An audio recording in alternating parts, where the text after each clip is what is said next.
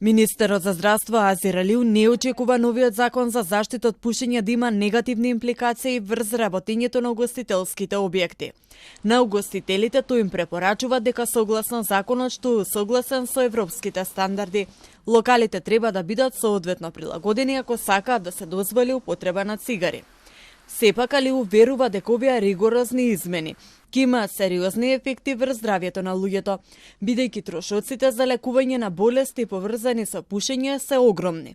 Економското влијание на тутунот е значено, опфаќајќи над 5% од бруто домашниот производ преку здравствени трошоци и загубена продуктивност. Стои во нацрт текстот објавен на ЕНЕР.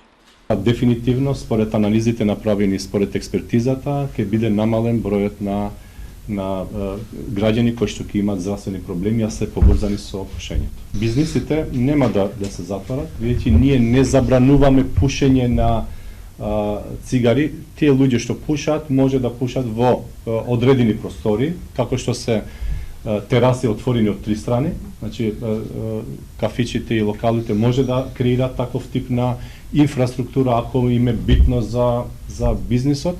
Од Сдруженијето на угостителство вела дека се уште го кројат нивниот став. Од Институтот за јавно здравје вела дека направиле 2 истражувања за ученици и полнолетни граѓани. Резултатите покажале висок процент на пушачи. Последниот извештај од ДЕСПАТ, кај што е спроведен буквално во сите училишта на територија на Република Македонија, цигарите се користат кај момчињата 37,4, оние обичните, а 40,3 се користат електронските цигари. Тоа е еден висок процент. Зборуваме за деца на 15-16 годишна возраст, па и помали. Професор доктор Докик од Клиниката за пулмологија и алергологија смета дека законот мора да биде ригорозен, затоа што луѓето не се свесни за последиците од пушење. Електронските цигари се далеко од безбедни во однос на штетните последици. Тие на некој начин се промовираат како замена и поздрава варијанта за оние кои што пушат, но тоа е далеко од вистината.